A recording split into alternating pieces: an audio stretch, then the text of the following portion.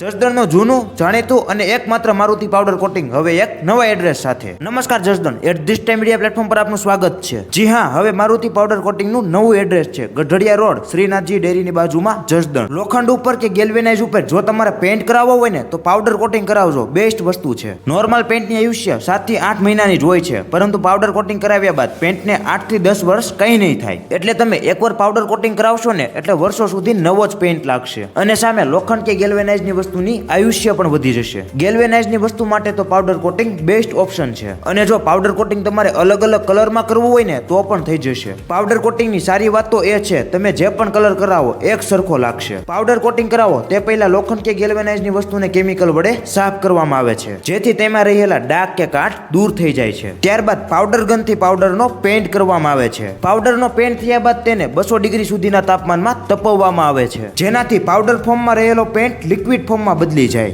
આ 200 ડિગ્રી સુધીના તાપમાનમાં તપવ્યા બાદ પેન્ટનું આયુષ્ય પણ વધી જાય છે. જો તમારે ગ્રીલ, બારી, ફ્રેમ, દરવાજા, ઝૂલા કે કોઈ પણ વસ્તુ પર પાવડર કોટિંગ કરાવવું હોય ને તો એકવાર મારુતિ પાવડર કોટિંગમાં અવશ્ય પહોંચી જજો. અને જો વધારે માહિતી મેળવવી હોય તો ઉપર આપેલા નંબર પર સંપર્ક કરી લેજો.